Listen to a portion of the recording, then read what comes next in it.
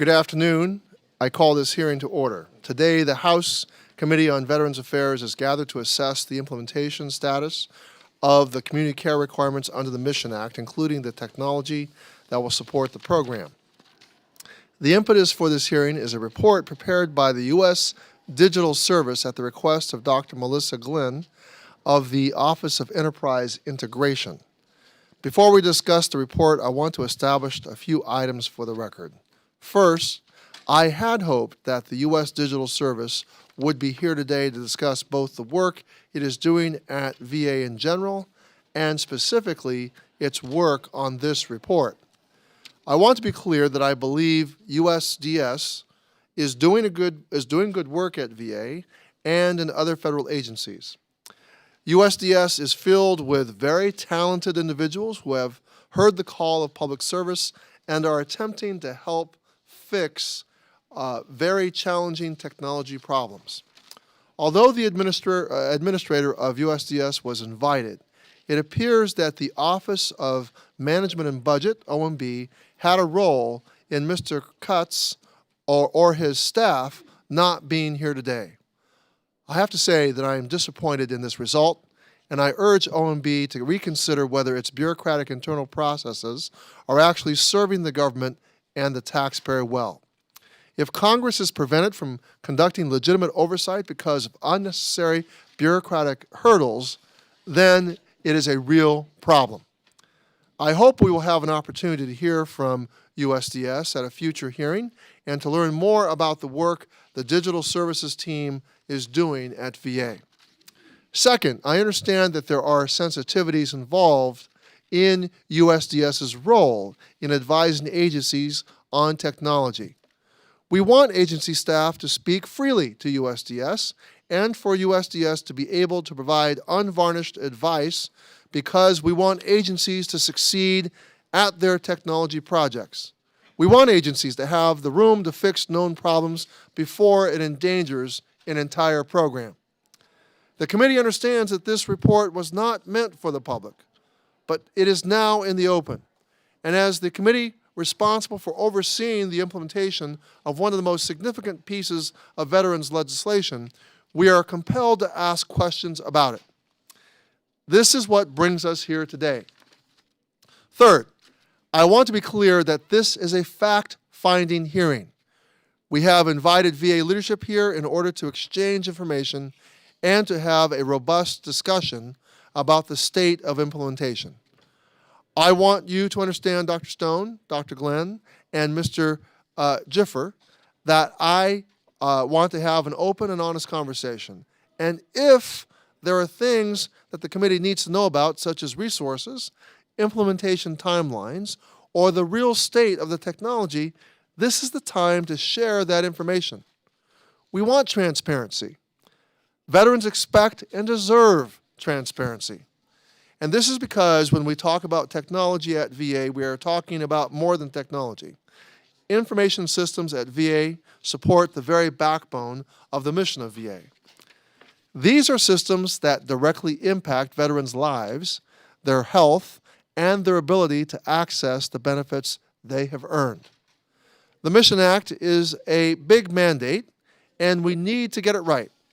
If the technology experts say that VA should cease development on the decision support tool and for VA to rethink its approach to implementation, we want to understand those recommendations and what VA is doing about them. If a veteran-centric vision is not guiding this implementation, then we need to figure out what needs to change. Our veterans deserve nothing less.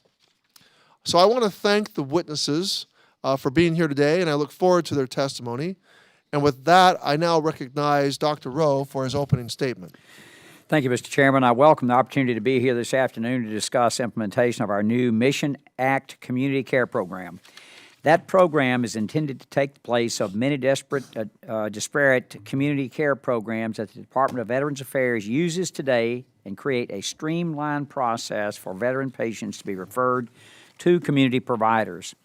The Mission Act requires that the community care program to begin on June 6th, just a little more than 2 short months from now.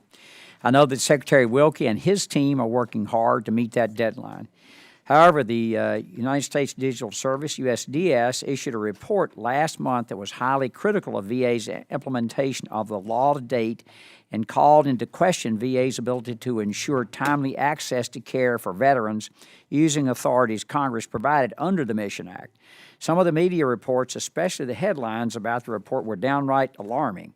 Unfortunately, alarming reports about the readiness of major VA modernization efforts are nothing new. We have seen VA stumble too many times because of inadequate IT solutions, poor communication, failure to properly train clinical and support staff, contract problems, and more.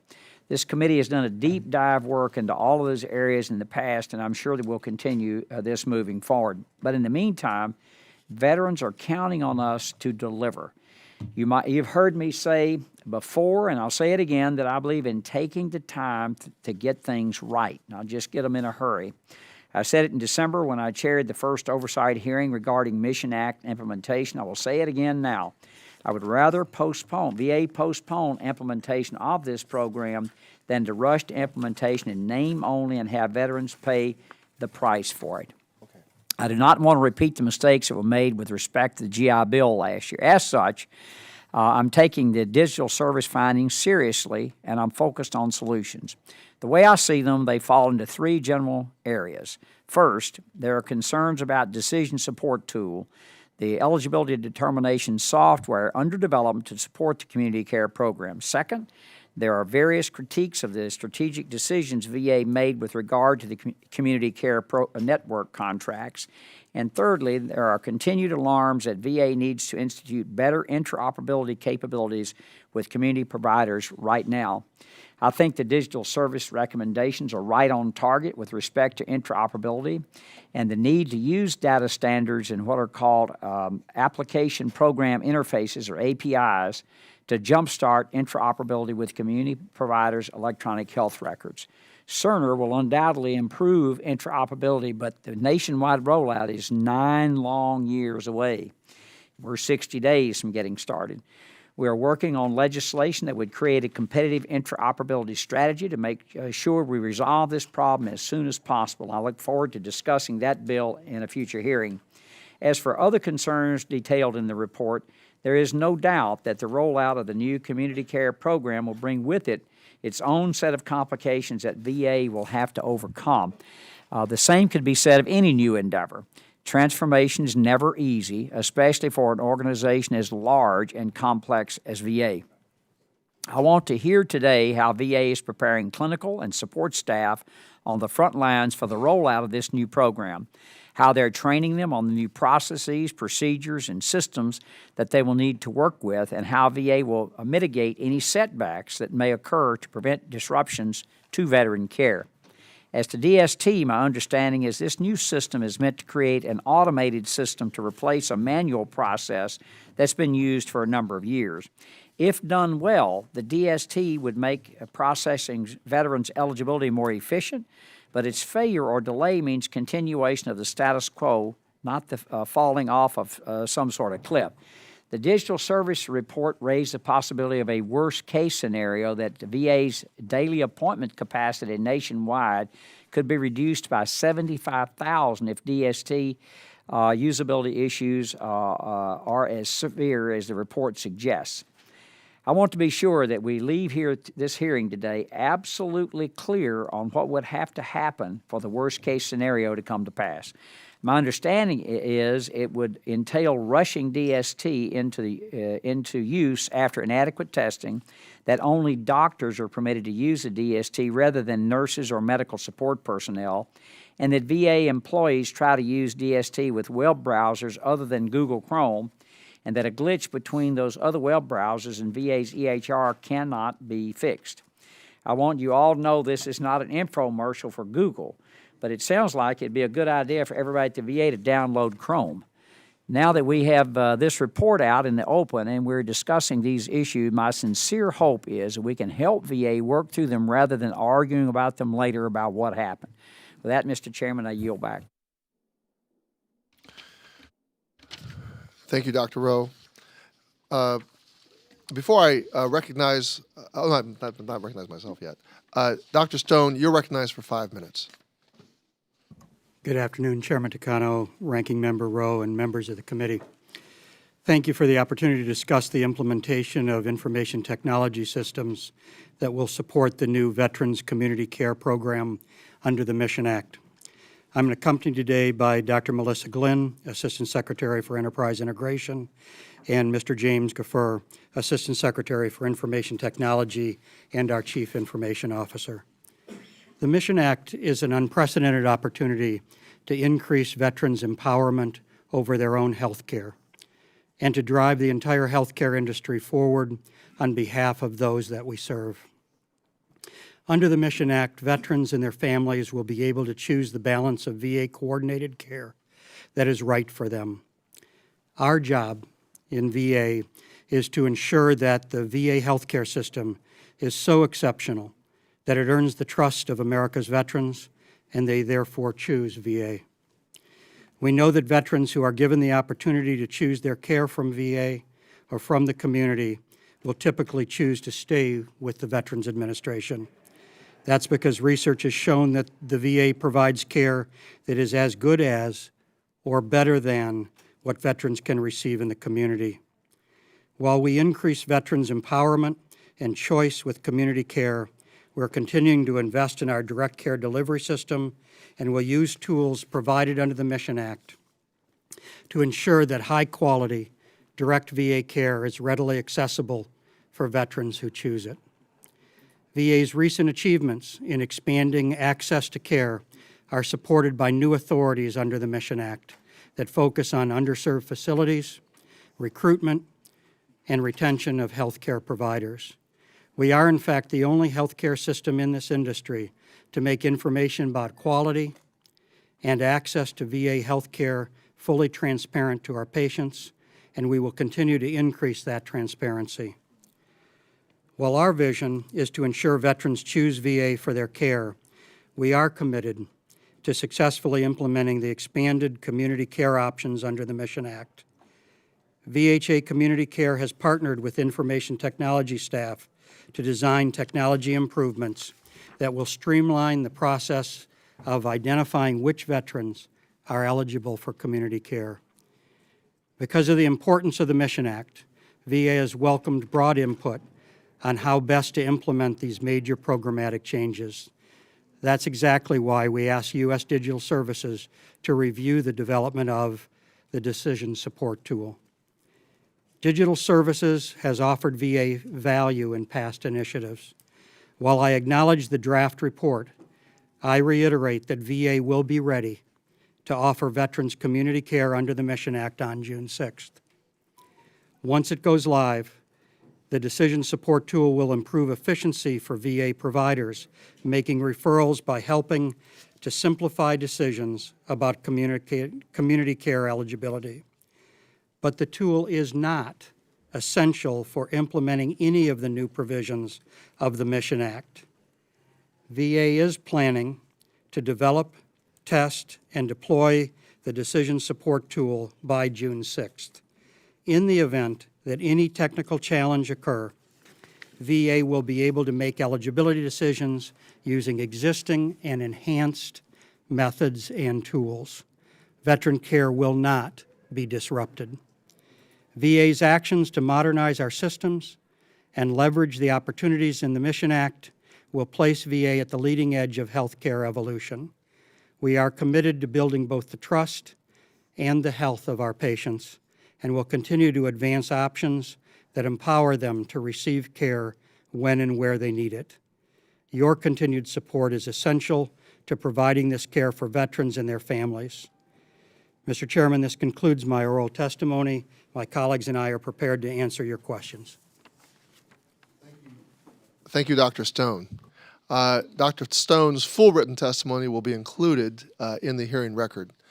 Before I recognize myself for questions, without objection, I will enter the report from the U.S. Digital Services into the record. I now recognize myself for 5 minutes. So I want to begin with Dr. Glynn. Dr. Glynn, why did you request that the U.S. Digital Service conduct a discovery sprint of the VA's preparations to implement Section 101 of the Mission Act. Thank you for the opportunity to be here today. Overall, I joined the VA coming from the private sector, and it's a common leading practice when you have a milestone, a priority, to enlist all of the expertise that we have at our disposal, and certainly believe that our veterans, the best value that we can bring to them is bring forward that level of expertise. Digital service represented that level of expertise, especially around digital technology and pushing the envelope on technology. So we sought an independent perspective on our implementation efforts, and that was the impetus for the request. Did you have any particular concerns about the implementation? There were no particular concerns, just making sure that we were doing everything in our power to make sure that the implementation would go smoothly, that we had thought of every kind of pitfall, and we had thought of how to mitigate the situation from an implementation standpoint. Were there any other reviews or assessments conducted about preparations prior to the discovery sprint? No, there were not, sir. So this is really just your general standard practice when you come on board and are trying to Yes, oversee implementation. my responsibility is to make sure we deliver, and this was the tack we took. Okay, thank you for that. We understand that the U.S. Digital Service held a discussion with VA after it prepared its report. Who from the VA was present for that discussion? Do you recall that? I know I was present. I'm trying to think of, I'd have to go back and look at the attendee list. There were members of our working team, but there were not broad representation from some of the leadership. I'd have to go back and check our attendance to give you names. Okay, if you would, I'd appreciate that, if you could provide that to the staff. As you know, we have been concerned about access standards as currently contemplated. The criteria needed to develop the tool adds further complexities and exposes the ambiguity in the standards. The United States Digital Service recommends a simpler technical approach to attempt to avoid inconsistent and unfair results from this tool. Do you agree with the USDS's recommendation? I believe I understood the recommendation that in order to make sure that there was consistency, that we would have to put policies in place to support the fielding of the tool, and I believe that we can deliver that level of consistency with the policies that are drafted currently. All right. So what is VA doing to establish clear standards? I mean, what you just mentioned, these policies in place, and veteran-centered guidelines to address the discrepancies due to data variation. So we're working internally to make sure, I think as Dr. Rowe and yourself have mentioned, it's critical that we're ready for June 6th. So we're working internally on implementation planning and the rollout process, which includes training, policies, all of those tools that will make sure that there is consistency for the veteran, working on communications that are directed specifically for the veterans and their family and support teams to make sure that there's understanding of how we can implement these access standards. Yeah, as I was reading through the U.S. Digital Service report, I'm trying to remember some of the particulars of just how some of the examples they gave for how the tool could be inconsistent. Of course, what we're concerned about is veterans thinking that they should qualify, and veterans not qualifying. People comparing notes and finding out that that they're not qualified to go into the community, and that this tool was potentially a source of a lot of inconsistency. But you feel that you can get these policies in place in time for? Personally feel, and my colleagues will certainly join in and provide their perspective from technology and from the leadership from the health administration. But overall, I feel that the tool will actually help us drive consistency and certainly drive more consistency. It is the sort of front-facing dashboard which will help everybody have the same kind of perspective and see the same kinds of information every time they have that opportunity to look at whether they're going to receive care in the community or not. That's great. My time is up. I want to now recognize Dr. Rowe for 5 minutes. Thank you. I was sitting down for dinner last night about 8:30 12:30, and my phone rings, and it's a veteran who had been in the hospital at our local hospital, which is about a quarter of a mile from the VA medical center. So it calls me up to get his record transferred from, he can't get the record transferred between his 7 days he'd spent in the hospital so that when he sees his doctor over at the VA.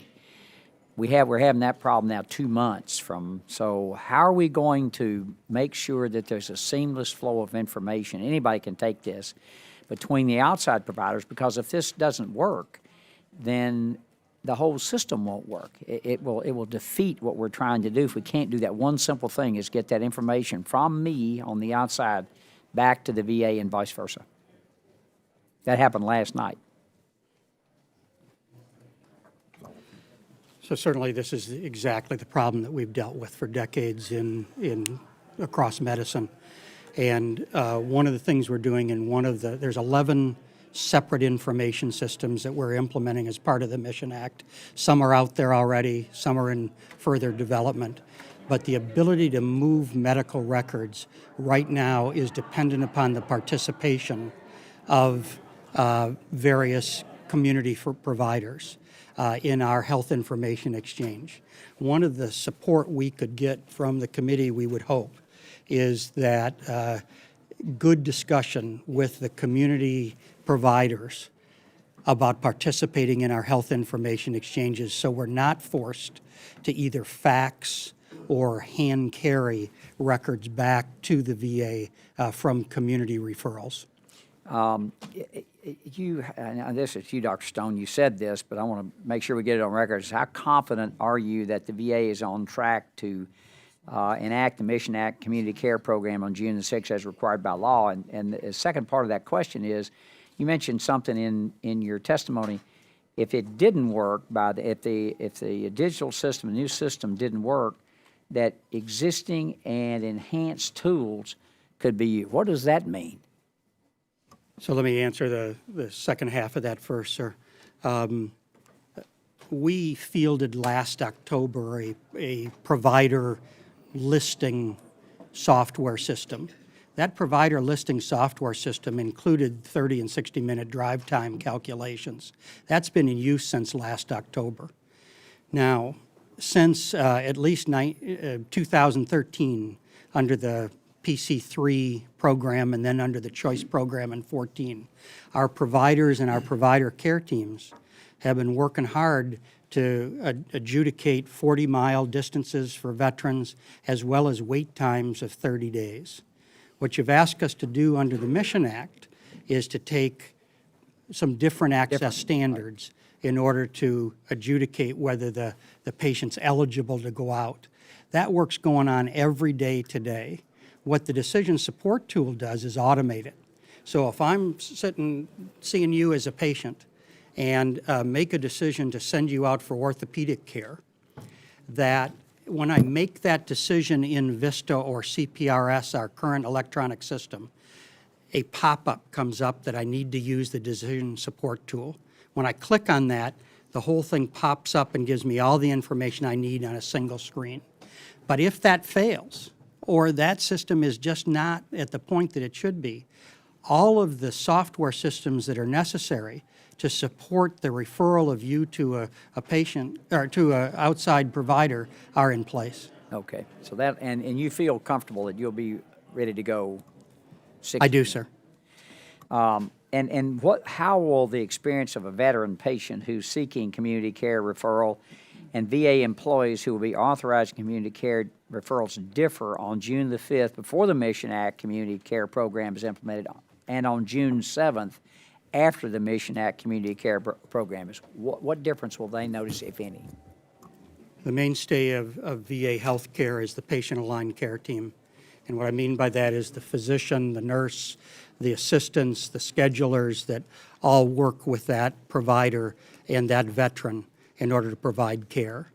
On June 6th, just like on June 5th, the veteran will be interacting with their care team in order to make decisions on going forward. So although I would not underestimate the fact that there's multiple criteria that are included in the Act, and this is complex work, for the veteran, It's not going to look terribly different in their approach to getting care. So their pop-up screen's going to be the same then? They won't notice a difference? I think you, with your permission, sir.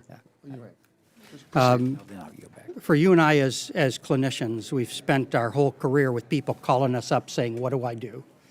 All of us, when we get symptoms, and especially lay personnel, when we have symptoms, you don't want people out just Googling those symptoms and then figuring they've got some sort of awful thing and end up in the emergency room. What you really want is them interacting with their provider and making decisions together. We're not going to abandon the American veteran on June 6th. They're still going to be interacting with their care team, making decisions on what's best for them. Thank you, Mr. Chairman. Mr. Pappas, you're recognized for 5 minutes. Thank you, Mr. Chairman. Appreciate your comments. And, my concern is with the end user here and the veteran and their teams. And just wondering, on page 5 of the report, the quote is, little research has been done in the field to understand how veterans, physicians, and clinical staff are currently providing and receiving care in the community through the VA before new process is established. And I'm just wondering if you could talk a little bit more about the field research that was done as part of the IT rollout. Yes, I can, and I appreciate that question. As you are well aware, sir, we've been buying care since 1945. We've been through 6 major transitions in care. I talked earlier about the 2013 change in PC3 and the 2014 Choice Act and now the Mission Act. But literally since 1945, we've been buying care in the community. On any given day, we decide to buy care about 50,000 times. We'll see about 323,000 patients today. About 50,000 additional patients will go out to the community. The decision support tool was designed by our clinicians in the field. Literally, a field clinician designed this and said, what do I need to do today, and what would be nice if I had that all on a pop-up screen? And there are 6 major information systems that connect to the decision support tool that provide a single screen. Now, I've had an opportunity to see the prototype of it. It's pretty impressive. I sat with other clinicians from the field looking at it. And so the research, although I would guess I would refer to it as anecdotal because we drew in people, it was all from actively practicing clinicians.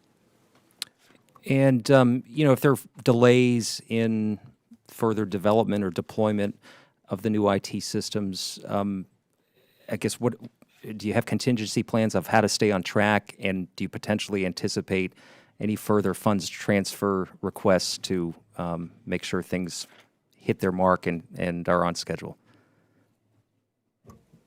I think that the contingency plan is the fielding of the other 10 software systems, with the decision support tool as sort of being the icing on top that brings everything together. Should the decision support tool not be effective or hit a technology glitch, then we will be working just about the same way we're working today as we go through. We do not anticipate large movement of patients into the system. I don't think that the Mission Act is going to force somebody that trusts their doctor to leave their doctor and come to the VA. By the same token, I don't see patients that trust their doctor in the VA leaving in large numbers to go out someplace else. Now, there may be transactions of care, and we monitor this, as I've said, on a daily basis. The second question you ask is about funds transfer. As you all are well aware, the Mission Act was passed without appropriation. As we looked at the one-year implementation, as we moved our way through the requirements, as well as then getting the feedback from the comment period on those requirements for access, and as we then began to design these systems and move forward, that's a lot of work to do in 12 months. When we found ourselves without appropriation, IT leadership came to me and said, gee, we need some help. Now, IT has committed funds to this, but we are able because of the generosity of all of you and how you funded us over the last few years, that we do have the funds in order to support this until appropriate appropriation occurs. And Jim, I don't know if you have additional comments. I guess from a technical perspective, the only thing I would offer additionally is I think there's lack of understanding broadly around what the tool does. It's actually pretty simple, right? It goes out, it looks at the Master Veteran Index, it then establishes some level of eligibility, it looks at the provider database, and it makes a determination around drive and wait time eligibility. The other, I think, misconception is the tool does have the opportunity to what is called in software fail elegantly. In other words, if any one of those steps, if there's an interruption in the data query from the system, it can come back with a null and continue on with the process. So it's not an all or nothing proposition. Okay, thank you. I yield back, Mr. Chairman. I now recognize Mr. Banks for 5 minutes. Thank you, Mr. Chairman. Once again, as I've said before, I think we really may be whistling past the graveyard with the access standards debate. I understand that there was a lot of pent-up political energy anticipating the release of the standards, but they don't appear to be radically different than the existing standards. My concern is that the Mission Act actually fixes community care, that the situation actually improves, that we don't just wind up with different programs with different names, but the same old problems. Claims processing has been far and away the worst problem. Dr. Stone, the Digital Service Report recommends scrapping the new Community Care Network contracts. VA has a new claims system called ECAMS used to pay the network administrators. But it is my understanding the VA is expecting these contractors to provide the new claims system that is actually used to pay the provider's claims. Is getting rid of the contracts realistic, and what would it mean to claims processing? I don't find, sir, that the getting rid of contracts is realistic. I think we're going to need a third-party administrator. Let me talk a little bit about the stand-up of the choice system, and certainly across the nation, we ran into very substantial problems paying our bills, as well as the fact that we needed to change out one of our third-party administrators partway through that. We've done two things. Number one, we've gone to a nationwide safety net under a third-party administrator while we get our additional contracts and out for community care.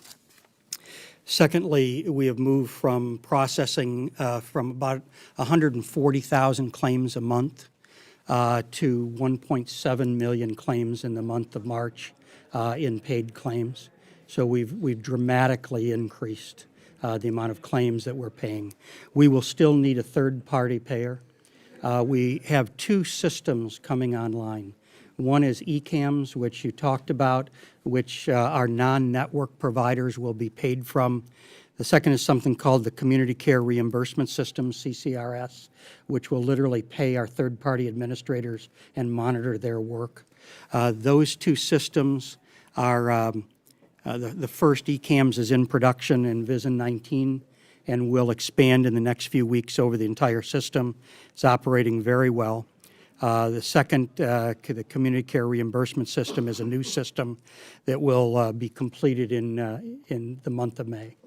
Okay, let me move on. Dr. Stone and Mr. Gifford, it is very important to me that the claims processing system improves. I never want to hear from another veteran being hounded by a bill collector because the VA or its contractors failed to pay a provider. VA is asking the new network contractor to walk in the door with a claims system that meets all of VA's requirements, meaning it can handle all the EDI transactions that VA uses. First of all, can anyone tell me what claims system the company, I believe it's called Optum, uses? Dr. Stone, Mr. Gifford? I certainly cannot tell you, except that I do a monthly meeting with Optum talking about problems. And this is exactly... If you don't know, maybe you could take that for the record and get back with us? I'd be happy to provide that. So Dr. Stone or Mr. Gifford, VA also set out 14 requirements for how the contractor system will adjudicate claims. Does the system already do those things, or will the company need to modify it to meet VA's requirements? We'll take that for the record also. Okay. Mr. Chairman, Dr. Rowe, I think that we should keep an eye on both of these issues. They're very important. I know it's a big lift. And Dr. Stone, just as a follow-up to that, the VA also has to provide the company with the correct fee schedules for every type of claim. As you know, VA personnel have had a hard time picking the right fee schedules to pay their own claims. Has this problem finally been solved, and if so, how did you solve it? I believe it has been solved because it was part of the contractual bid of the winning bidder that proposed a fee schedule as part of it. As simple as that? Yes, sir. Okay. With that, I'll yield back. I now call on Ms. Brownlee for 5 minutes. Thank you, Mr. Chairman.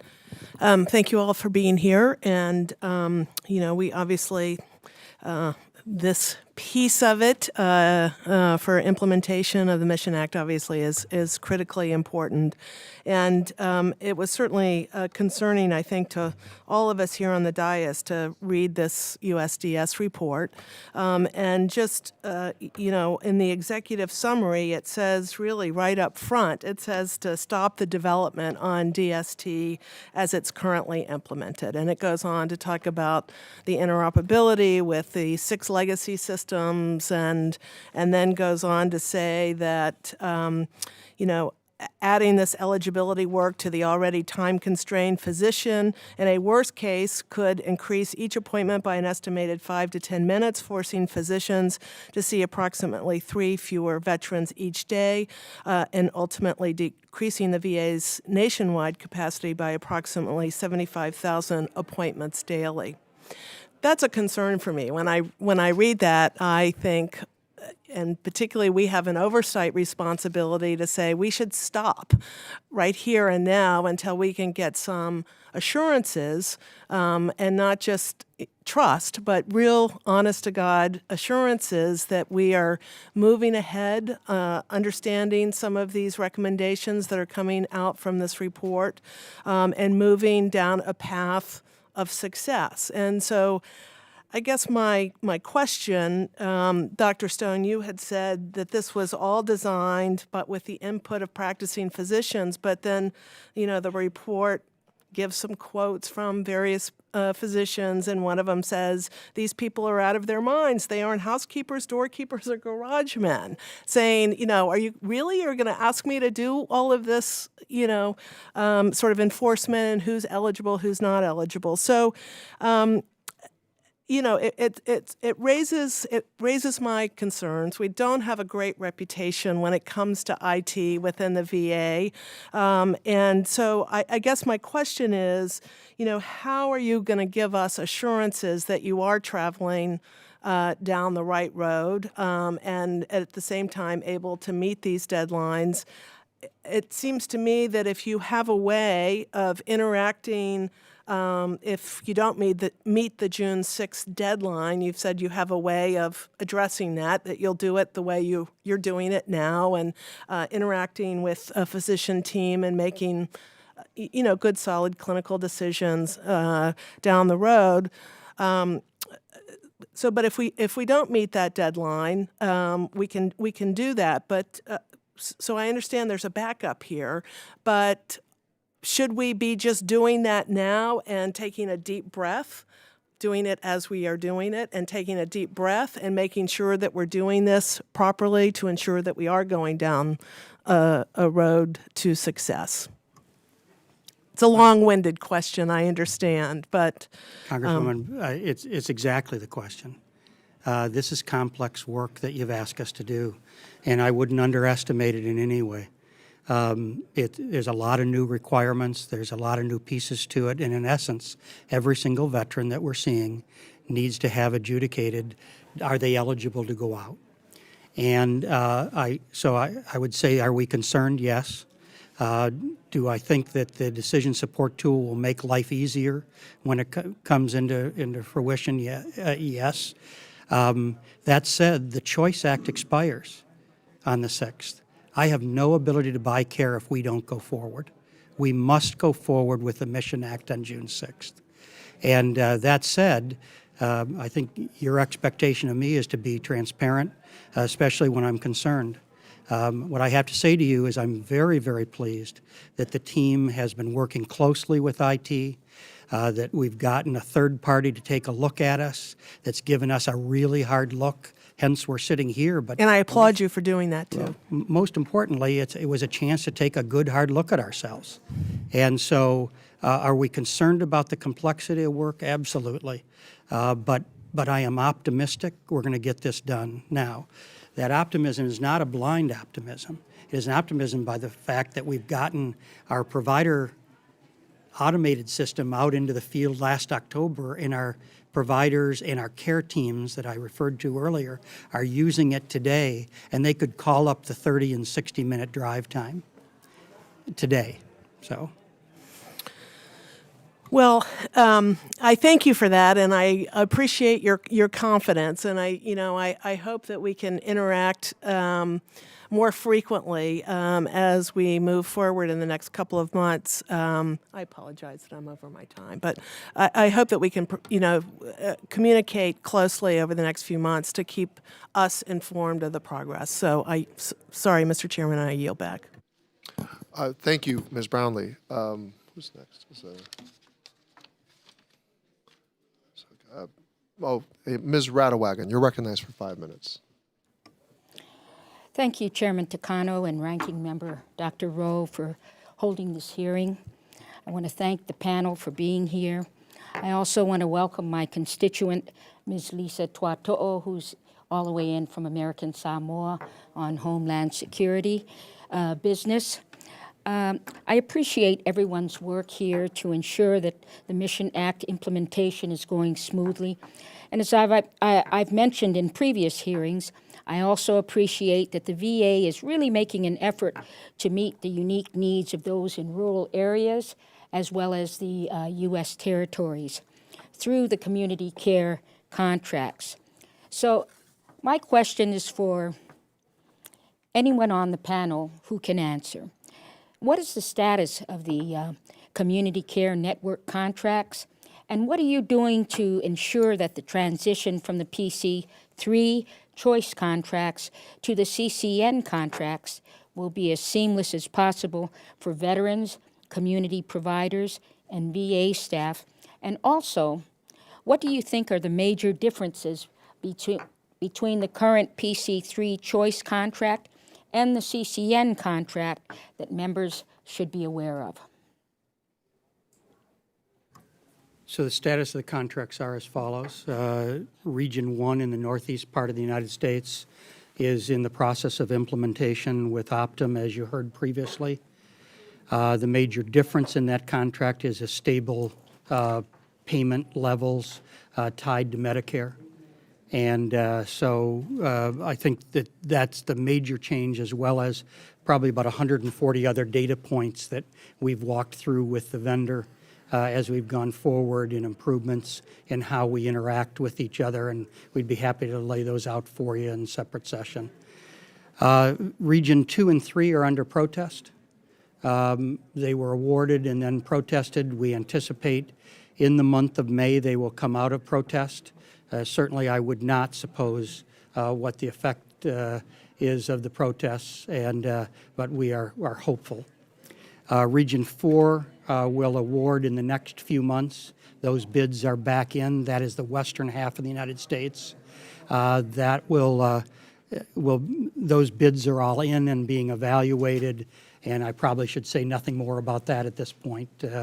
Region 5, Alaska, we just finished tribal consultations, and will implement the further either RFIs or RFP over the next year. And then Region 6 will also, we have consultations, an industry day actually tomorrow in Region 6 that will begin to look at what the questions of the provider community are in providing care in the Pacific. Thank you. USDS alleges that the additional administrative burden of continuing to pursue new contract arrangements outweigh their benefit. Do you agree? Why or why not? So I do not agree. And as a matter of fact, they refer in their report to maybe we should use Medicare. Well, please remember that Medicare uses third-party administrators. Medicare does not deliver care directly. I spent most of my career in the upper Midwest. I dealt with Blue Cross of Illinois as the Medicare adjudicator of payment of claims. So I think that criticism reflect a failure to understand Medicare and how it reports. And I'm not being pejorative in any way towards U.S. Digital Services, but that concept just didn't bear fruit. I think the second thing they suggested is maybe we got to use TRICARE. And please remember that I spent 25 years in uniform, so I know a little bit about TRICARE, and certainly have been a consumer of TRICARE services over my family's time in service, and even today. The problem with the regional delivery systems with TRICARE is they are centered in areas of the country that just are not broad enough in order for us to take care of the dispersed veterans as we look in the Pacific, as we look in Alaska, and in the rural areas of this country. 45% of our veterans are out in rural areas, well aware from TRICARE delivery networks. Thank you, Mr. Chairman. I yield back the balance of my time. Thank you, Ms. Radewagen. Mr. Lamb, you're recognized for 5 minutes. Thank you, Mr. Chairman. Dr. Stone, if we could just step back for a second. The Mission Act and choice before that were all done before I arrived in Congress, but my understanding of them is that the expansion of community care was motivated by what is good for our veterans, right? Absolutely. I think that all of the work going back to 1945 has been what's good for veterans. And we kind of reached a shared understanding at this point that one thing that might be good for them would be to give them more choice in where they could get providers, again, for their own sake, not for anybody else's sake, but so that they could feel like they had some choices for things that were closer to home, for simpler conditions. They wouldn't have to go all the way to the VA. That was the idea, right, to do something nice for veterans? Sir, I would not suppose to think or to suppose what Congress thought as they passed it, but as I read it, I think this is a law that is good for veterans. I agree. I guess my point is just we didn't do this to make things easier on the VA or to give Congress something good to talk about. We did it because veterans wanted it and we thought it might be a better way to get them health care. Would you agree with that? Yes. Okay. Now, does this decision support tool that we're talking about here, does it allow veterans themselves to use it? It does not. Okay. It is a provider-facing, patient-aligned care team-facing tool. So it does not provide a tool for the veterans themselves before they go in to the VA to determine if they're eligible for community care. It does not, although that is something that Digital Services suggested, and we are respectful of that. Now, the complexity of delivering care to America's veterans has to reflect how complex their disease processes are. This is not about giving them a Google site to go to and then make decisions. Those decisions are best made in conjunction with their provider care team. No, and I appreciate that, and that is a mission that we have given you and that you are trying to execute. So I totally understand that. But as a result of the way that this decision support tool was developed, the discussion and decision is going to have to take place during the appointments, right? No, not at all. Certainly the patient can call for their care team as they do today. They can call for an appointment and say, gee, am I eligible to go out? And all of this can be done with the patient-aligned care team scheduler or the nurse. Usually we do involve either the nurse or the physician in that discussion just because of the complexity. I referred earlier to, gee, if I want to refer you out for an orthopedic visit. Well, if you're on a blood thinner, just me referring you out to an orthopedic surgeon will create a disconnect in care and potential risk if you're not talking to your care team. Right, absolutely. So do you accept the finding or suggestion of this report that this will probably result in fewer appointments a day system-wide because of the additional time it's going to take from the care teams? I do not. Okay. And that's a fair disagreement.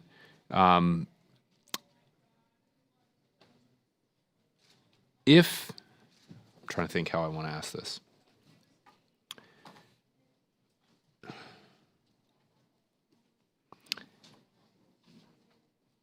Given what we have happening right now, which is the risks presented in this report, one of which, for example, is that, I guess I want to back up. The report suggested that several primary care providers told the authors of this report that veterans often are not presented directly with the choice for veterans care if they don't ask about it from their care team or don't ask about it with the providers. Have you heard that before as well? Just in the report. Okay. Do you accept that as a possibility? I mean, that has obviously been said to these authors. Certainly, I would expect all of our providers to act in an ethical and honest manner with their patients. I think that's how you earn future trust. Sure. And I would expect everyone to discuss exactly what's in the best interest of the veteran. Okay. And that's actually in the law as part of the statute, that if it's in the best interest of the veteran, even if they don't qualify to be referred out because of wait times or drive times, that if it's in their best interest, they should be referred out. Sure. No, that part I understand. I guess it's just coming back to my point that what we're supposed to be doing here is presenting our veterans with an actual choice that they get to make, obviously in conjunction with their care team. But we've created a tool that they're not able to use. They have to know to ask about it in some cases from their care team. They may have to call. They may have to do it in an appointment, which slows it down. That may reduce the number of appointments system-wide. And that seems to me to not accomplish the mission of giving them more actual choices. Given all of that, I just, and I'm out of time, I just urge you to consider slowing down on this and doing a less complex version of it on June 7th. I understand you're under the gun time-wise, but this seems rushed in a way that does not reinforce the actual choices that our veterans get to make. And Mr. Chairman, I yield back. I apologize for going over. All right. I thank the gentleman. I would like to move on to asking Mr. Barr. Are you recognized for 5 minutes? Thank you, Mr. Chairman. Dr. Stone over here. Good afternoon. How are you? No, that's okay. Dr. Stone, last year my office assisted a veteran from our district who, after receiving 2 hip replacements from the same choice-approved doctor through TriWest, was told at the desk of the doctor's office when he showed up for an appointment that he was no longer eligible to see that doctor under the choice program. After looking into my constituent's case, it was found that due to a VA system glitch, my constituent's distance eligibility was erroneously terminated under no fault of his own.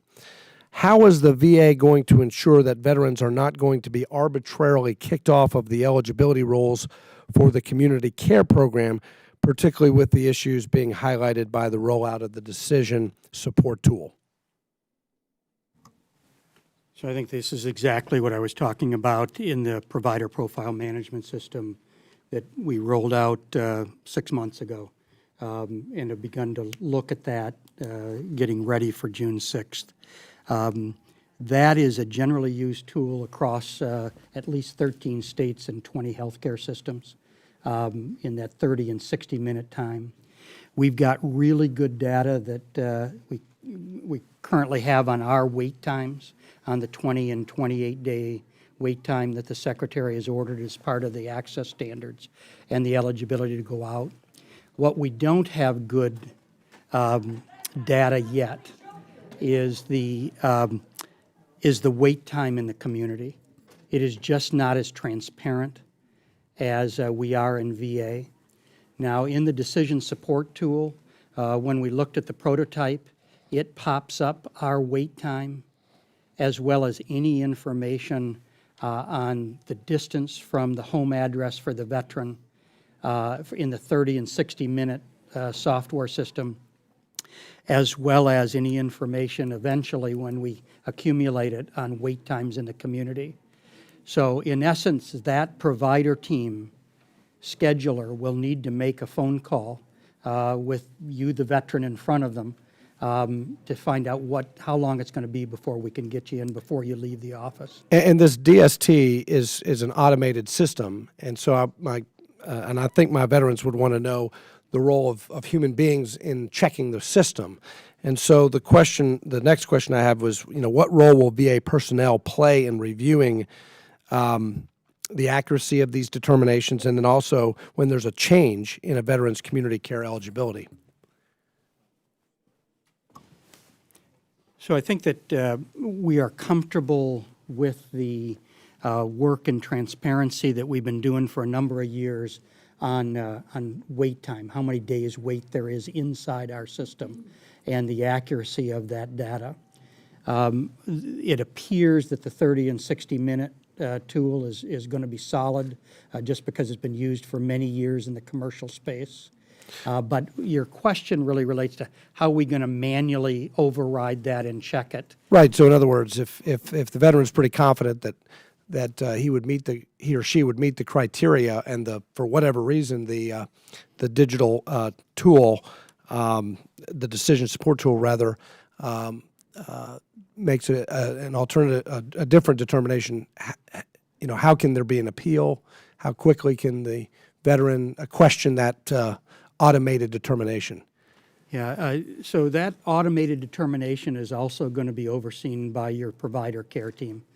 And your provider care team then will decide if it's in your best interest. And if you're convinced that because of some other health problem or a transportation problem, you ought to be someplace else for your care, then the beauty of this law is it says if in the best interest of the veteran, that can all be overridden right at the point of care or the point of scheduling.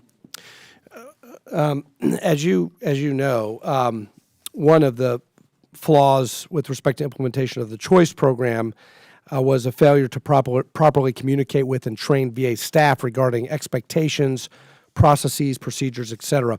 What is the status of that work for the Mission Act Community Care Program? And can you assure this committee that VA staff on the front lines will be ready, willing, and able to effectively administer care under this new program on June 6th? Again, speaking to the issue of, human beings ultimately being accountable. Dr. Stone. Yeah, so we've automated all of this training in both web-based training and e-training. We've got at least 24 training modules out even for our community providers on websites, and I'd be happy to go through that training with you. But this has all been done through automated training that does not require the provider to go to any place. Thank you. Yield back. And I'll call on Ms. Lee for 5 minutes. And I'm down here. Thank you all for coming out, and clearly this is an incredibly complicated task with, very far-reaching and potentially grave consequences if we don't get it right. Dr. Stone, I wanted to ask you, you made a comment earlier, this obviously is dictated by the Mission Act. There's a June 6th deadline. And I wanted to ask you, like waving a magic wand, if we did not have this June 6th deadline, what would you be doing differently? I think the ability to move, first of all, this ability for me to buy care in the community expires June 6th. What I would be doing differently is trying to figure out how to go back to a system that preceded 2013 that didn't work very effectively. I think all three pieces of legislation could have been implemented slightly differently, but it's good legislation, and I think brings us from 6 or 7 different ways of buying care to one. That's good for the veteran. The veteran will now be able to understand from a single methodology how decisions are made instead of trying to figure out which program they're eligible for. Thank you. I wanted to ask, hold on, my whole mic fell off. There we go. I wanted to ask, the mission, and I'm sorry if this was asked earlier, but the Mission Act emphasizes the need for efficiency, potential consolidation for the provider network. The USDS recommended that the VA discontinue its efforts to create its own payer network and perhaps explore partnering with another existing network.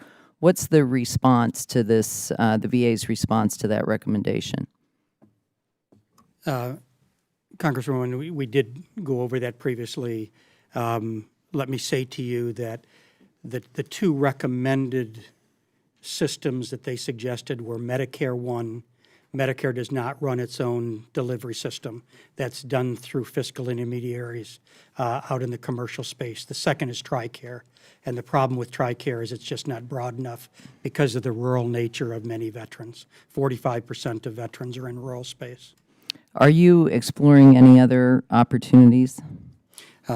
Certainly, we are exploring a number of other opportunities. Number one, we have given priority to our third-party administrators to the federally disadvantaged clinic system.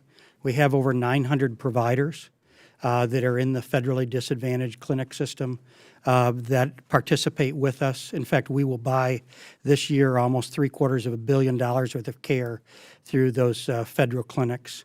Secondly, we continue to work in innovative methods with the Department of Defense as well as Indian Health Service in order to buy services through them as preferential partners. Mm-hmm.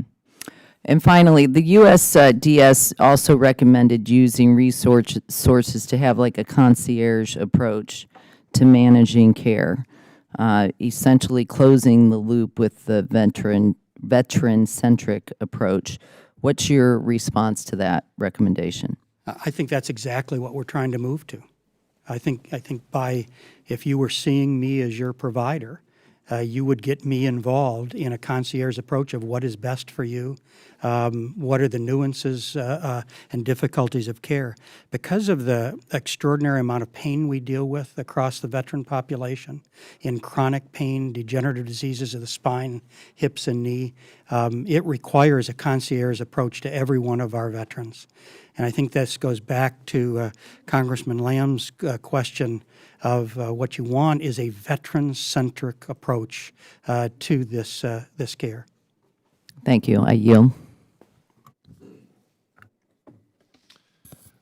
Dr.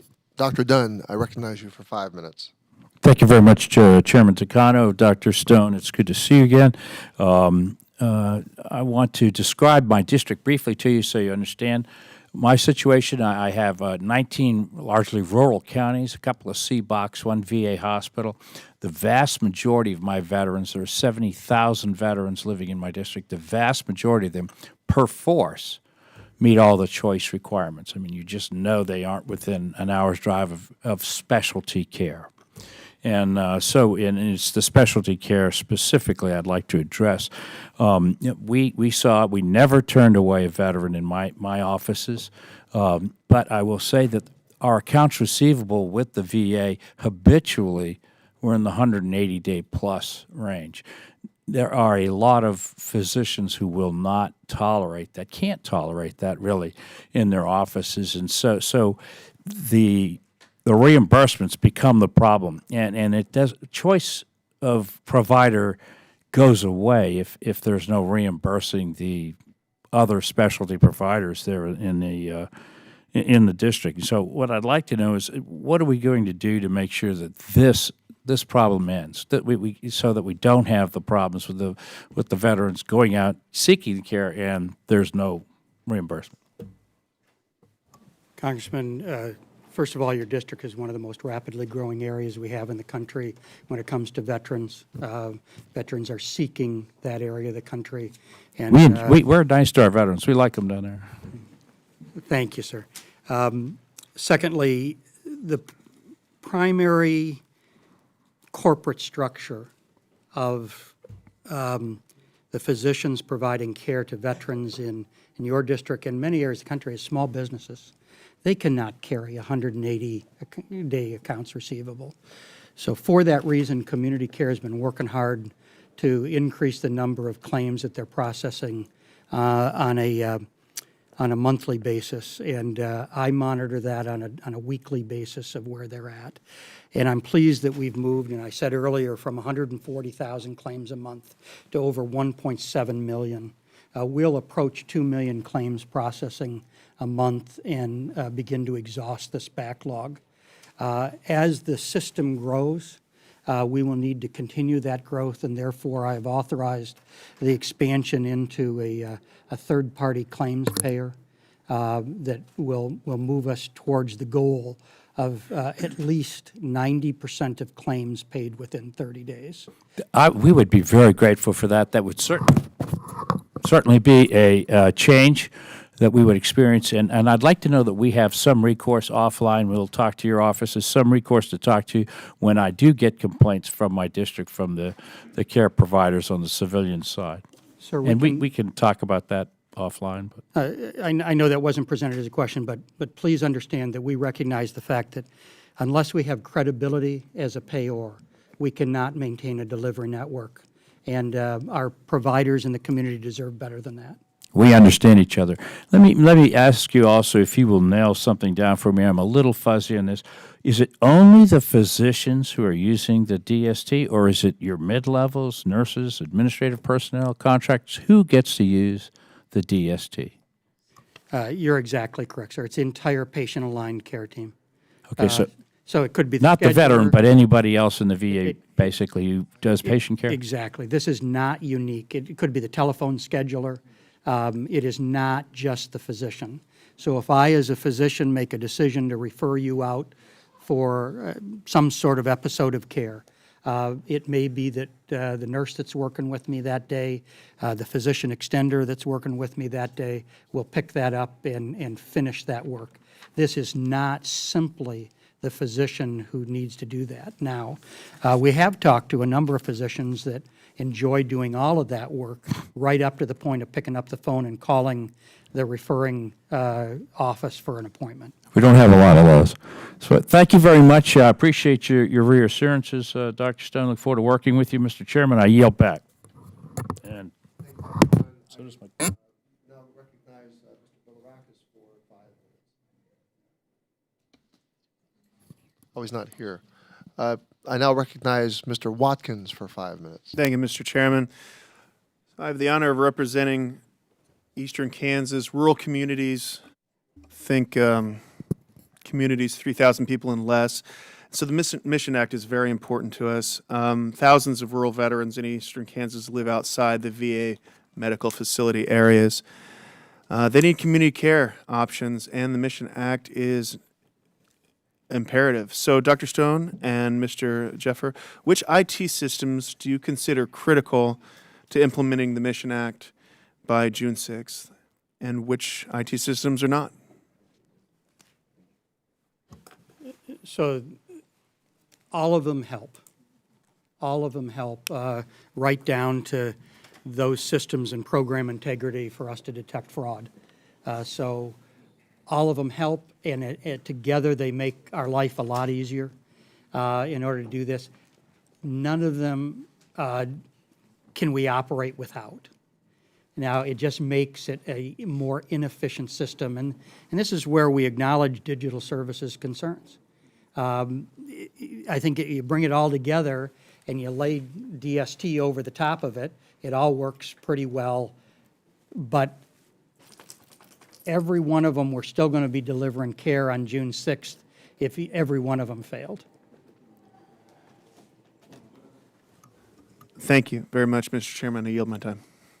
Thank you. Mr. Muser, you're recognized for 5 minutes. Thank you, Mr. Chairman. Thank you all very much for presenting here today and discussing this complicated and difficult initiative. I have had experiences in implementing IT systems in the private sector, as well as for the Commonwealth of Pennsylvania when I served as Secretary of Revenue, something we called a Tax Integration System and Modernization Act. The moment I reviewed when I entered as secretary, after it went online or began to be implemented a few months earlier and contracted, after about 3 months, I realized that everything was going to be about 6 or 7 months delayed from the initial from the get-go.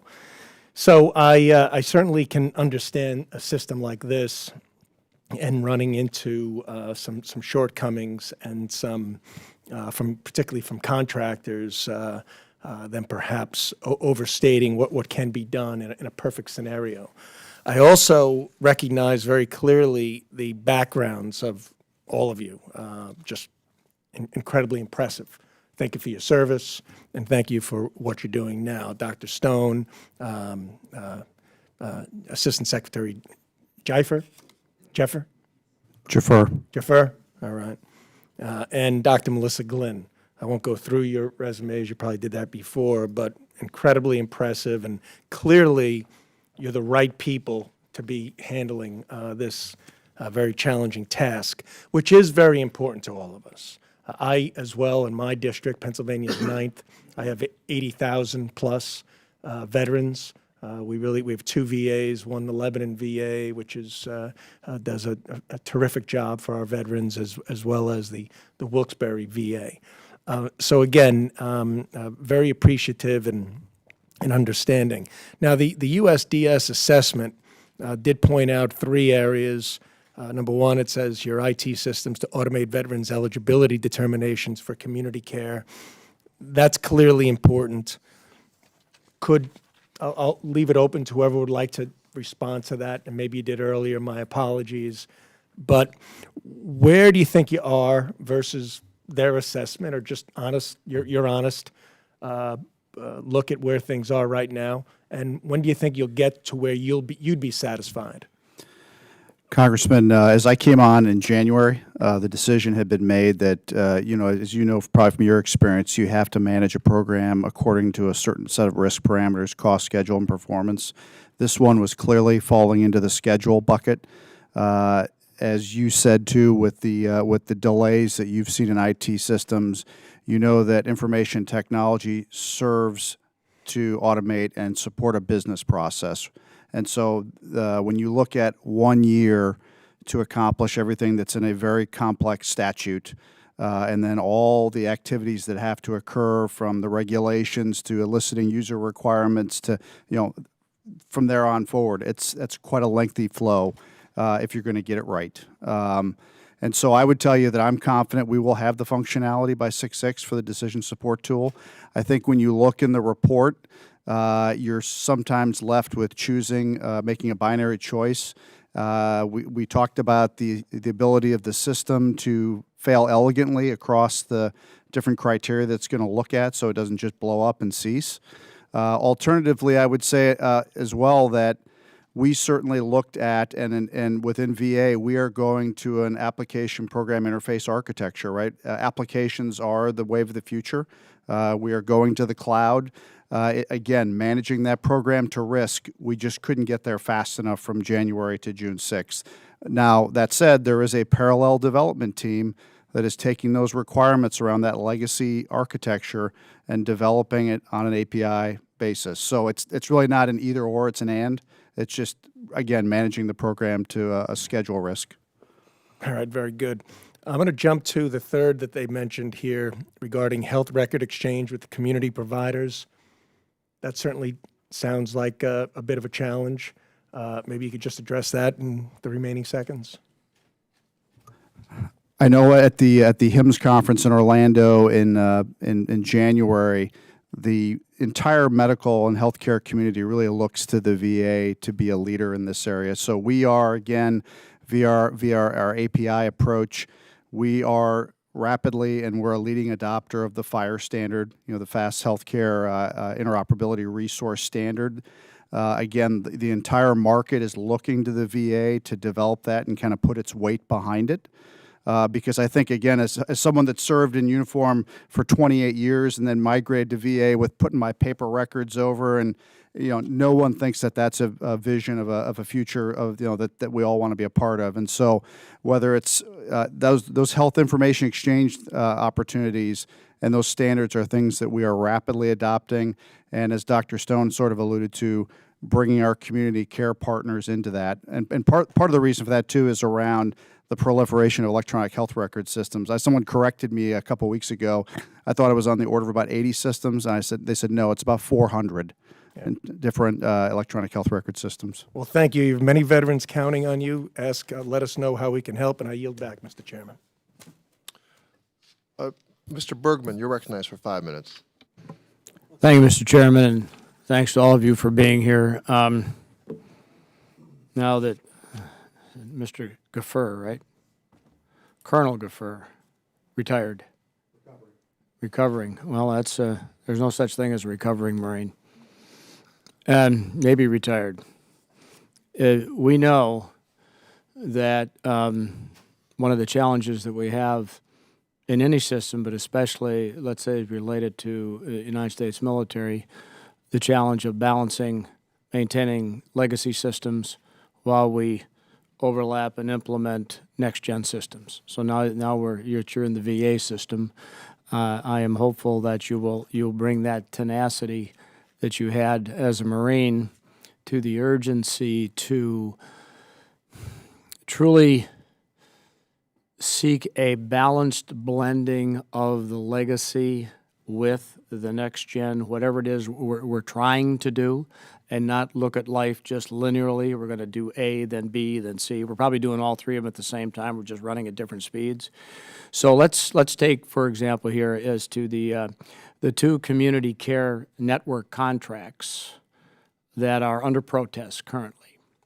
Why has the Secretary not exercised his authority to allow the contractors to proceed with their work while the protests are being resolved? To me, that sounds linear. How can we keep the ball moving forward while we deal with protests? I would need to defer that to council. Council made the decisions on how to proceed with this and advise the Secretary, and I would ask to take this one for the record. Well, please do, because, you know, we all have our roles to play, and while we need to make sure we do everything legally, we can't let the battlefield just lay, if you will. In this case, the battlefield is the implementation, so that we can move it forward. So I appreciate you taking that for the record, and because if there's a way possible, let's keep the inertia going. Next question. What abilities will the VA have to improve these IT systems over time? Again, okay, we're going to go from legacy to next gen, but that next gen is going to be legacy at some point. And how do we keep a continue? Because I think in somebody's resume here, I saw Lean Six Sigma certifications. How do we keep that system updated over time? Future updates. What's the plan? Congressman, I would start by saying that part of the job of the Chief Information Office is to constantly partner with the business and find ways to increase effectiveness, contain costs, but also drive innovation, right? And so sometimes that innovation responsibility of the CIO is really kind of top of mind. I know it's something that I've prioritized. While I have all of the, kind of keeping the lights on activity, I can't just be maintaining, as you would say, the legacy systems. I have to be looking to the future. I would point to a few things that specifically, certainly our migration to an electronic health record. I'm spending a lot of cycles on that with our partner, Mr. John Wyndham, in that office, and Dr. Stone. Certainly our movement to the cloud. We have an entire enterprise cloud strategy where we are moving applications, and there's a lot of really good use cases around that about increased functionality. One of them that one of our team told me about recently was right before Hurricane Harvey, the decision was made to move some benefits applications into the cloud along with that associated data. And as soon as Harvey rolled in and the on-premise data centers were shut down because they had been migrated to a cloud, the rating officials were able to continue their business. Okay. Well, I know my time is running short, and I appreciate that, because there are some times you cannot predict. Stuff happens. Life happens around you. But I think would be helpful for all concerned, especially as Congress, as we continue to give money to the VA for projects, that if there's a way on some kind of a scale for all of you to say, well, we think at this point, 2 years from now, or based on whatever it is, it could be a guess, but let's see how close we get. because without any kind of predictive nature, we're going to have surprises. Let's face it. That's just the nature of the world. If we could predict and see how close we get to some of these surprises, then it'd help us long term to have better planning. And I yield back, Mr. Chairman. Thank you, General Bergman. Mr. Cisneros, you're recognized for 5 minutes. Good evening. Thank you all for being here, or I should say good afternoon. Thank you all for being here today. You know, I live from California, 39th Congressional District. And, you know, unfortunately, we don't have a VA health center. My veteran constituents need to travel at least 30, 40 plus miles in about 2 hours of traffic to get to the VA care, which, depending on the time of day, like I said, could be anywhere from an hour to 2 hours. This is something I am very mindful of when thinking of VA services for the veterans in my district, as traffic congestion is a way of life for many constituents in Los Angeles and Orange County area. And although the Mission Act has expanded the community care access standards to include drive time, there are major concerns that neither the law nor the draft regulations specify to an adequate level of detail how the VA should calculate drive time and wait times to make eligibility determinations, leading to unreliable and inconsistent calculations.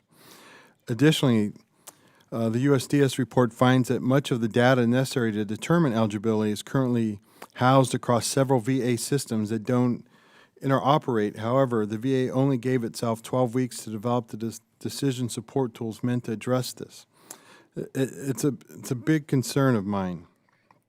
So, where is the VA in the development of tools veterans may access on the development website to determine the drive time associated with their local facility?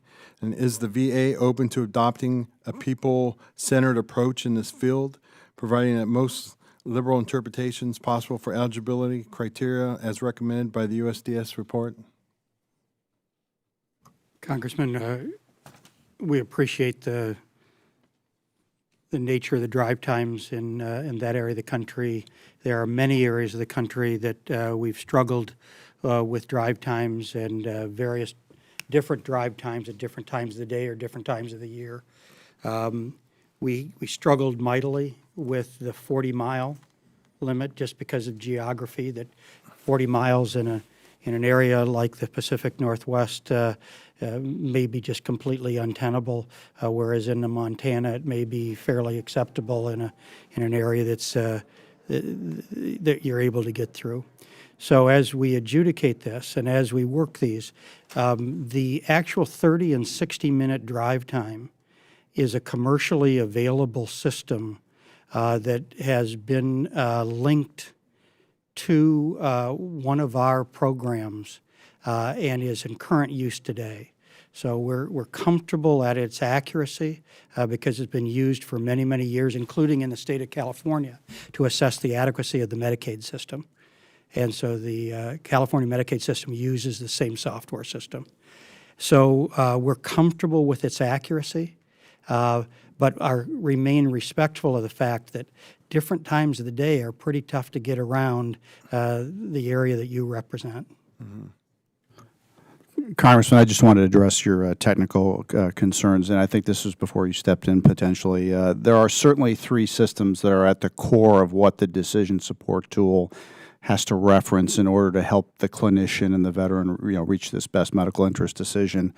One's the Master Veteran Index, one is the enrollment system, and the other is the provider database. So there's just kind of no getting around, those are three very discrete and differential databases. And I know in the report, one of the things it talked about was the brittleness of the architecture, really referring to could the data calls on these three systems handle the additional load that would potentially occur even with, say, a 50,000 to 75,000 patient a day referral. And I can tell you that we have done the sufficient stress tests to show that it is orders of magnitude more capable of handling that increased load.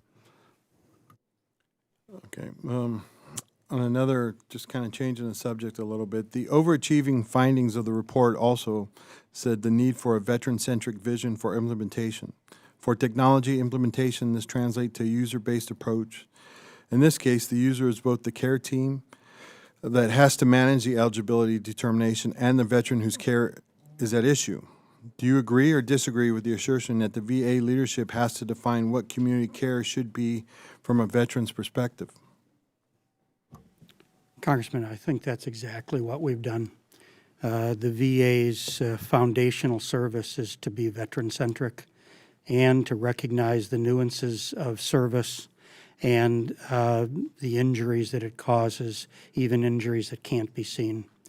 And the reason this system was designed in this manner is because of that belief in the integration of care between the provider team and the veteran. This is not simply a system that you can go out and say to a veteran, well, get on the website and decide if you're eligible to go out or not. That doesn't at all recognize how many of our patients suffer from mental health diseases, as well as the amount of even, I could just focus on military sexual trauma. The real importance of this as a healthcare system is about our ability to integrate care and not just simply send people out to a website in order to make a decision on care. That is the same as people have in the commercial space, and the frustration of trying to figure out what doctor to go to. What we do is partner with the veteran and make this a veteran-centric system. I yield back my time.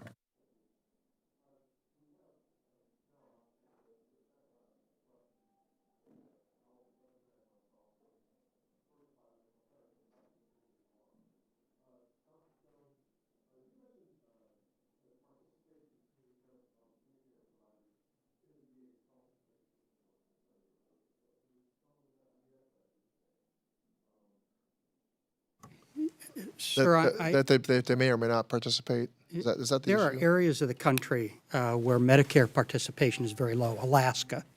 As we begin to work our way through and effectively recover from a period of years in which we were slow to pay bills, as you heard from your colleagues, we need to regain the trust of the providers in America.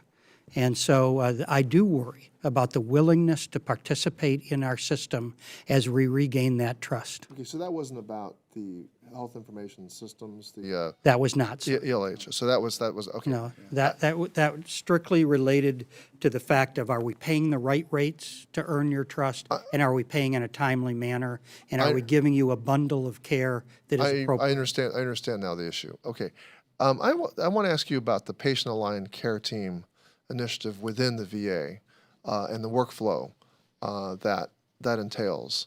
And there was on page 5, there was some pull quotes from actual VA physicians. One of the pull quotes says there's a misconception that the primary care provider, i.e. the provider within the VA, will co-manage community care.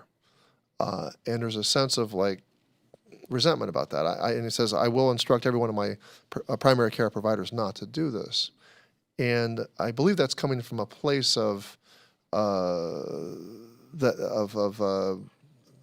concern within VA among the primary care providers that the way mission is going to be implemented is not really taking into consideration about the workflow and the potential disruption of the workflows. Can you respond to that? I can, and it certainly is a concern. And what it reflects the fact is we need to do more training, we need to do more communication. And as we've come out of the period of comment on the regulations, on access standards, we've begun communicating more effectively, I think, with our providers. Our providers are nervous. Our providers are concerned about the change, and our providers are concerned about privatization. They read about privatization all the time, and they're concerned of, are we going to do that? I would hope that from my comments today and my previous testimony and the Secretary's testimony, you would recognize that the fact that we're not privatizing. The future of the VA's healthcare system is in the hands of the American veteran. And just like you and I get to choose sort of where we're going for our health care, the American veteran will choose, and they'll determine our future. Well, I'll remind you that it's a pretty limited choice. I mean, depending on which healthcare plan we belong to, we stay in network or out of network, and we pay a price if we go out. I mean, this idea that choice is being extended willy-nilly to all veterans, I think no American seems to have that unless you're super wealthy and price is no consideration, right? Yes, sir.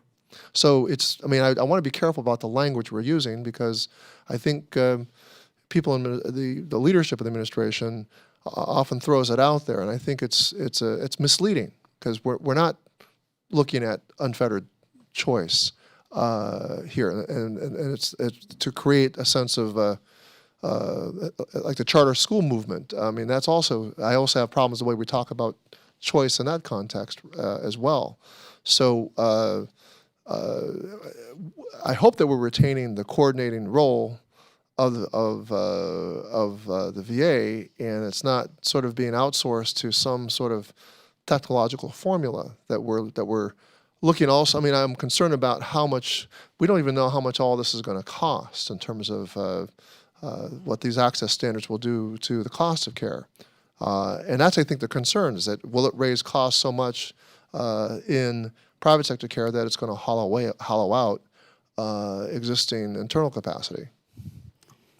Sir, I appreciate your comments, and that's exactly right. I think all of our intention is to have the VA remain as the centerpiece of the decision process for America's veteran. And as America's veterans go through these decisions, it is our intention to remain the integrator of that care. Thank you. I recognize Dr. Rowe for 5 minutes.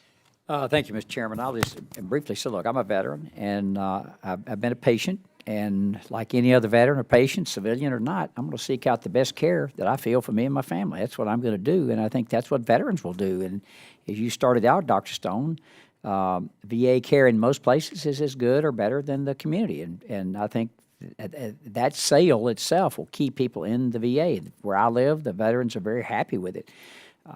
We're very fortunate where we live, but that's not the case in other places. And so we tried to create a mission act that was good from East Coast to West Coast. And so, I think we've succeeded if it's implemented properly in doing just that to meet most, you can't meet every need, but most veteran needs. And we know that VA can't be everything to everybody, just like the private sector sometimes has to. We have a very sophisticated center at home, but we have to occasionally send some out for a super specialist somewhere that we can't handle at home. So having said that, just a couple, three real quick questions. One is still making sure that our doctors out there in network can access VA data. That is extremely important for me when I see a patient to have all necessary information. And will that be live come June 6th? Can we get to it? Number two, it's amazing. You processed 1.7 million claims, but did the payment go out on time? Did we process those claims that were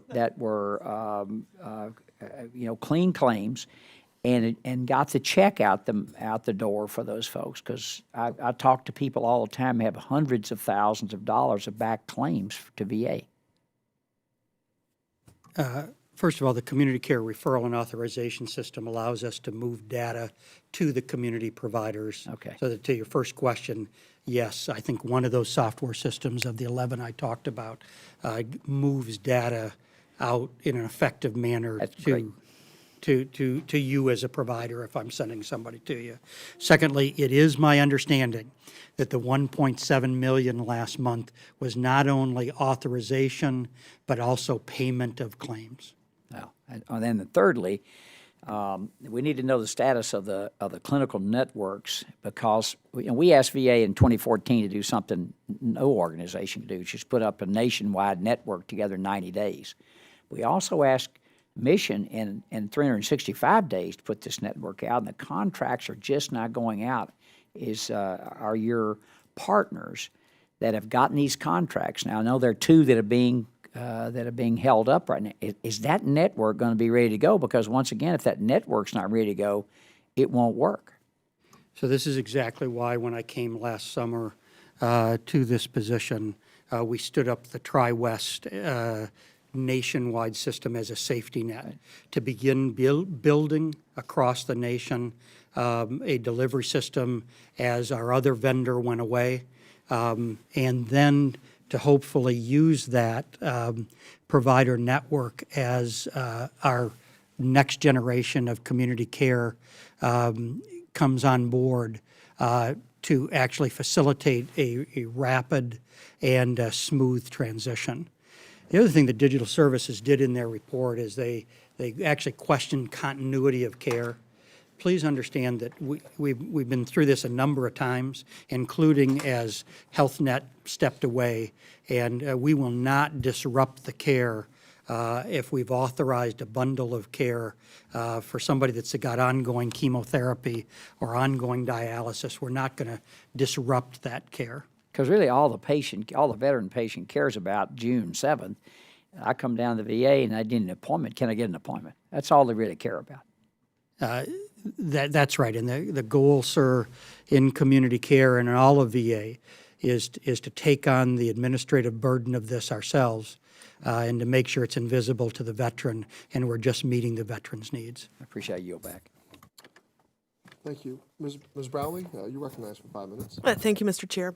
I wanted to ask, again, on the USDS report, do you agree with what they suggest that if the criteria model for the Mission Act fully implemented, the regulations of 30 minutes for primary care, 60 minutes for specialty care, that they expect a significant increase from 685,000 veterans under the Veterans Choice Program to 3.7 million veterans under the Mission Act. Do you believe in that premise, or?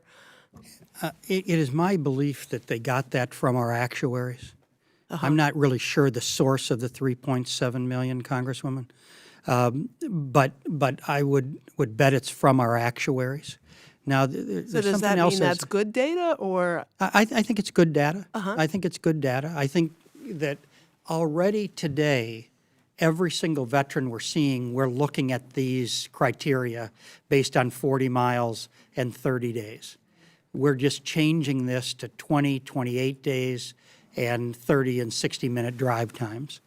I don't believe that if you came to me as a doctor and I incurred trust from you in the way I handled myself and my professionalism, that if I looked at you and said, well, I can find you another doctor 10 minutes closer or 30 minutes closer or even an hour closer, you're going to leave me. I think very few people will leave a provider based on that kind of convenience. And we've actually surveyed 5 million veterans that don't use us. And that's exactly what they've told us. It's not just about convenience. So I don't see that somebody that's seeing us and trusts us, and our trust scores are approaching 90%, about 87%, are going to leave us based on the fact that we've told them that we've got something that might be more convenient.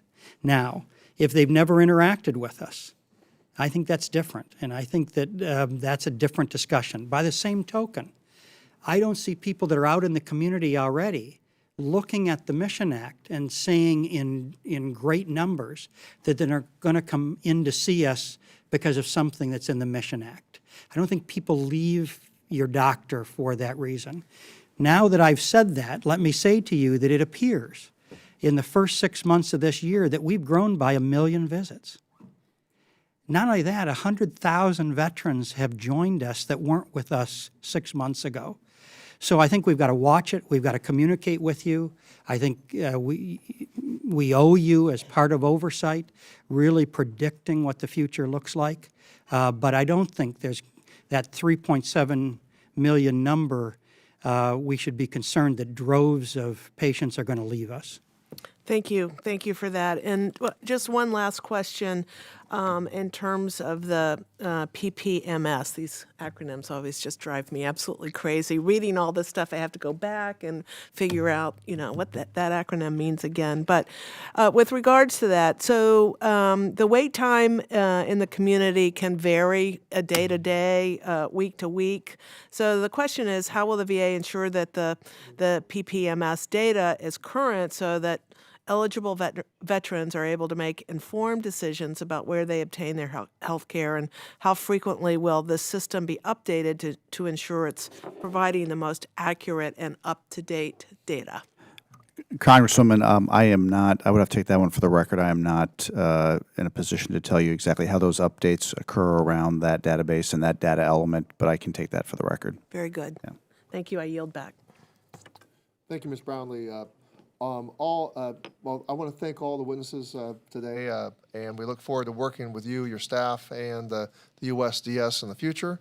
All members will have 5 legislative days to revise and extend their remarks and include extraneous material. Again, I thank you all for appearing before us today, and this hearing is now adjourned.